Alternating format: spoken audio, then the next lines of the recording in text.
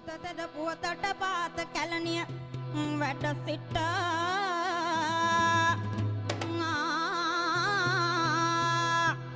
දෝත මුදුනක් කොට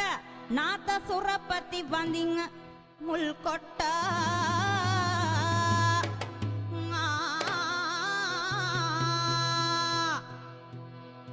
දකුණු